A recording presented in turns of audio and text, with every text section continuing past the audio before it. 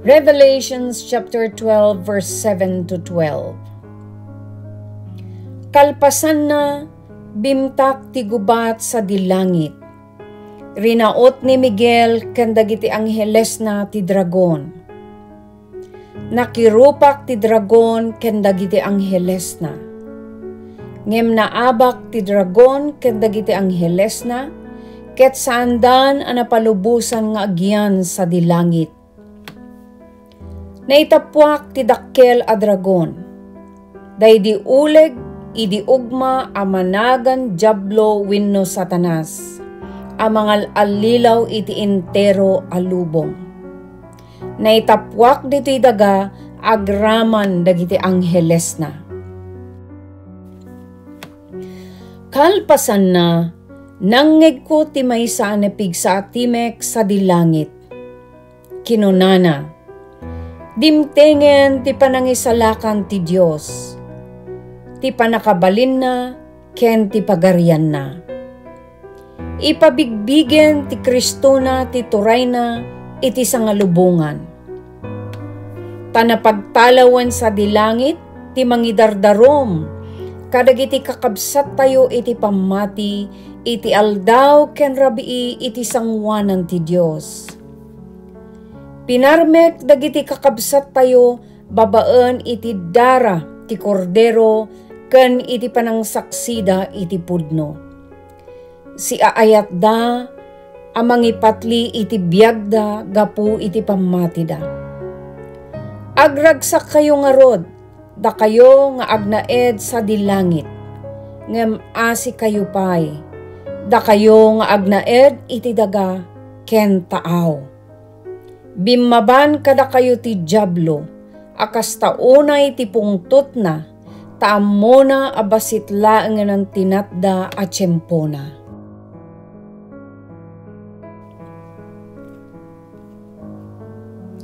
Ezekiel chapter 28 verse 11 to 19. Nagsaumanen ti Apo kanyak. Kinunana, anak ti tao, agladingit ka gapu iti kinadaksang gasat nga agururay iti ari ti Tiro. Ibagam ken kuana asyak nga Apo a Dios kastoy ti kunak. Pagulidanan ka, idi nga awan ti pagkurangan na. Nagpaiduma idi ti sirip ken taer mo. Nagnaed ka, ijay Eden a hardin ti Dios. Ket nagalahas ka iti amin akita tinapateg a bato. Ruby, diamante, topasyo, berilyo, carnelia, haspe, safiro, esmeralda, ken karbunkulo. Ada idi alahas mo abalitok.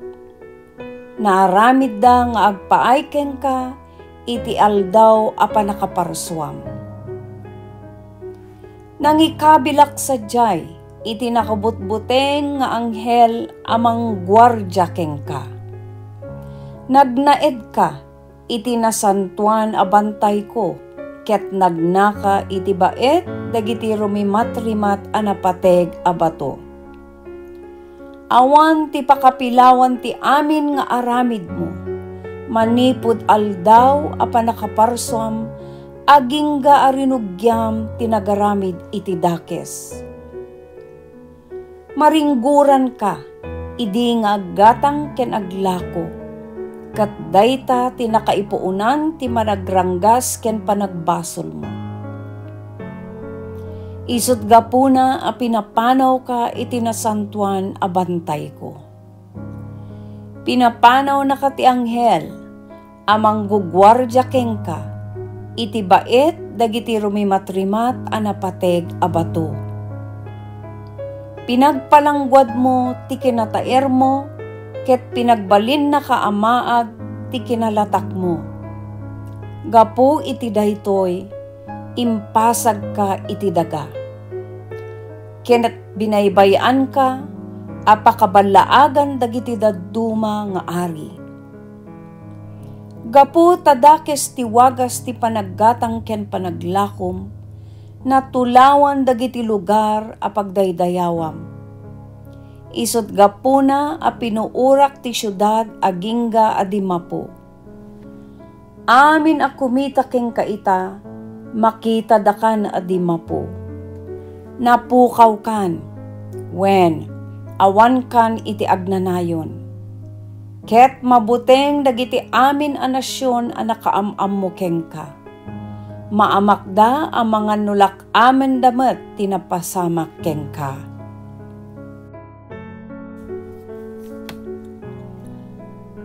Isaiah chapter 14 verse 12 to 15.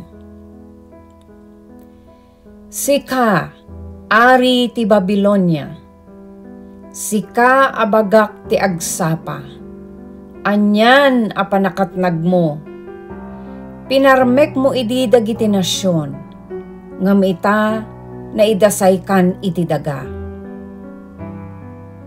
Inkedeng mo ti umuli sa dilangit, tapno ipasdak mo ti tronom, iti ngatuen dagiti kangatuan a bitwen. Impagarup mo nga agtugaw ka, akas maysa nga ari iti dayta abantay, iti amyanan, apag-uumungan dagiti didyosen. Imbagam nga umuli ka, iti tapaw, dagiti ulep kat agbaling ka, akas iti manakabalin amin. Ngem na ipababaka kitdi, iti kaunggan apasat ti lubong dagiti natay.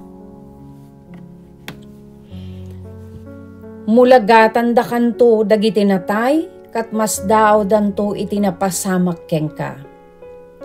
Saludsudan danto, daytoy kadi, daydi nang gungun iti daga, ken na magtigerger kadagiti pagarian. Daytoy kadi, tinang dadael kadagiti syudad, ken na magbalin alet ang tilubong. Daytoy kadi, daydi saan anang waya-waya kadagiti balod na wenno nang pagawid kadakwada.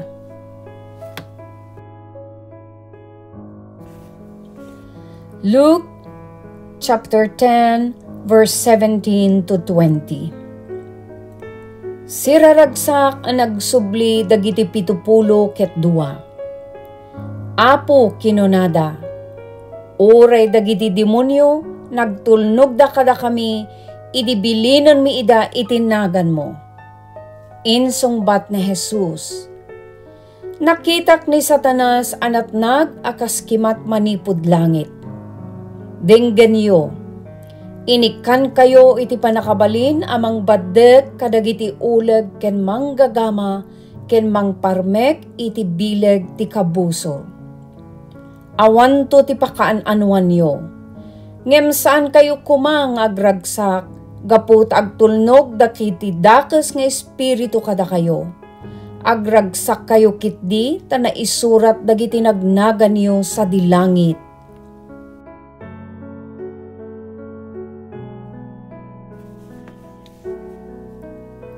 John chapter 8 verse 42 to 44. No agpaiso metlaeng nga amayo ti Dios kinuna ni Jesus. Ayatendak met kuma, tanagapuak iti Diyos, kat ita addaak dituyan. Jak imay, anak nakem ko, no dikat imbaon nak ti Diyos. Apay adiyo maawatan ti ibagbagak, gapu tadiyo maibturan adenggen ti mensahe. Anak na kayo ti Diablo, nga amayo, ket kayatyo atong palen ti pagayatan na. Mamapatayan manipud ididamo, ket pulos adina kanunungan ti pudno, taawan ken kuana ti pudno. Naagulbod, aramidan na laeng tinatural ken kuana, tasigod nga ulbod ken ama ti amin a kinaulbod.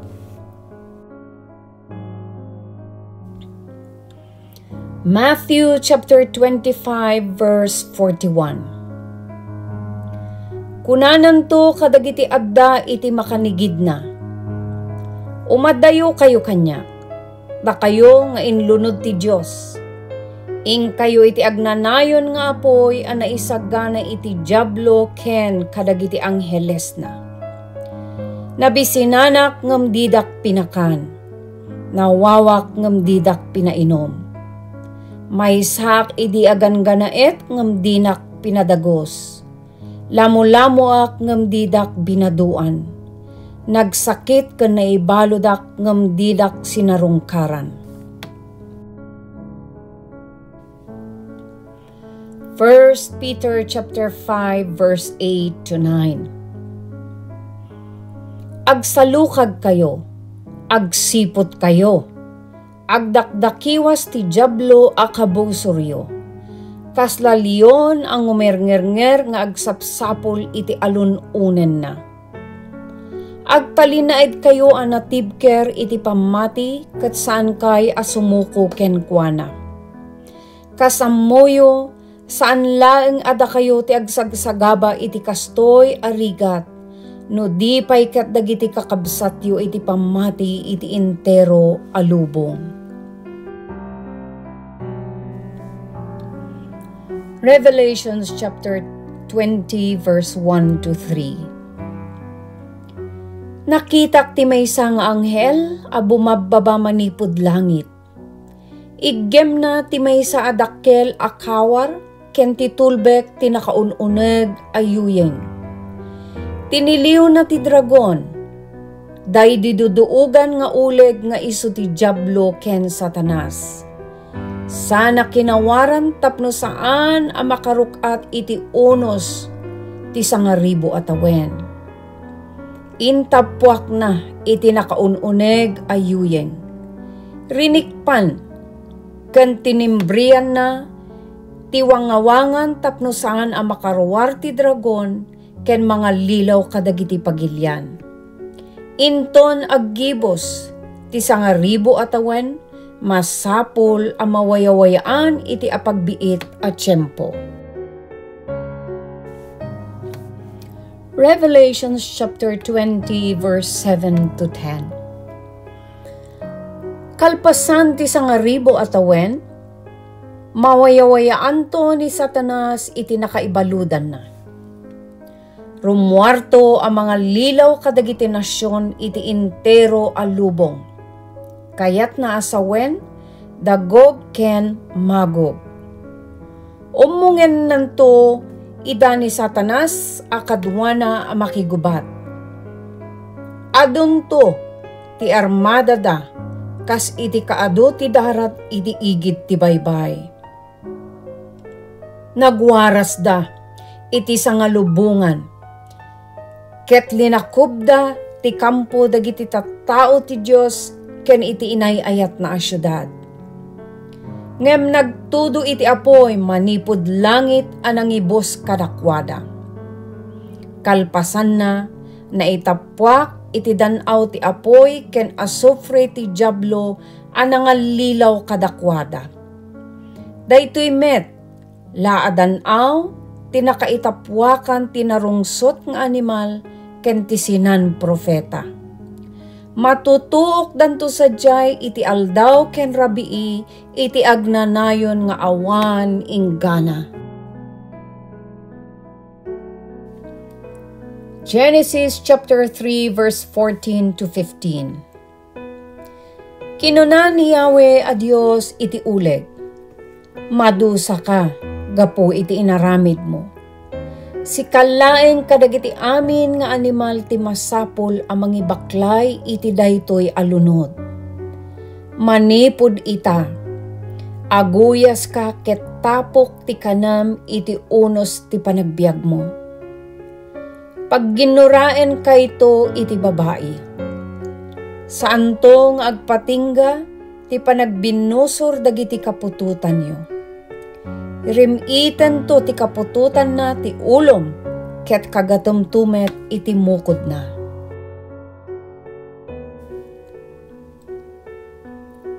First John chapter 3 verse 7 to 8. Anak ko, di kay paalilaw iti uray siya sinuman. Nalinteg ti siya sinuman nga agaramid iti nalinteg, akas ken ni Kristo a nalinteg. Ngem kadua ti diablo ti saan a sumardeng nga agbasol.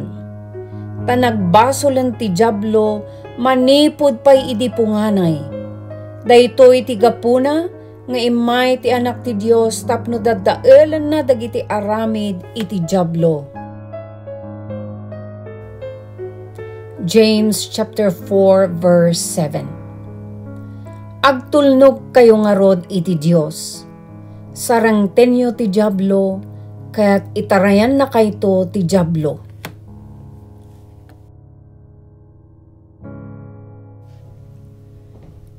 Romans chapter 16 verse 20. Iti mabiit, ti Dios a pagtaudan ti talna, parmeken nanto ni Satanas. Revelations chapter 19 verse 19 to 21. Kaya't nakitak tinarungsot nga animal, dagiti ari iti daga ken dagiti buyot da. Naguurnong da amang gubat iti nakasakay iti kabalyo, agraman dagiti buyot na.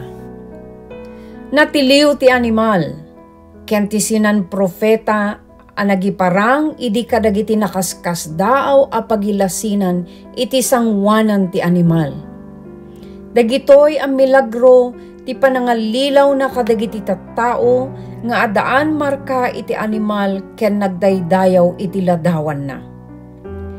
Si bibiyag a naitapwak ti animal ken ti sinan propeta iti danaw iti gumilgilyab nga asufre.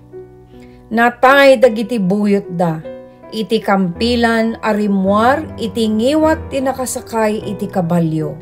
Ket nagumuma dagiti tumatayab anangan kadagiti lasagda. Ephesians chapter 6 verse 12 to 13. Saan adagiti tattao ti kagubgubat tayo? No diket ti armada dagiti demonyo iti tangatang, dagiti agturay, dagiti panakabalin ken dagiti didyusen wenno espiritu a pagdaydayawan dagiti tattao iti daytoy dakes a panawen. Ngarod, ikabilyo ti salaknib nga inted kada kayo ti Dios. Iti kasta intundumteng ti dakes nga aldaw, mabalinyo asarangten ti kabusor. Ket kalpasan ti panakigubatyo, adda kayto paylaeng anakatakder, asi sasagana iti raraot na manen. Amen.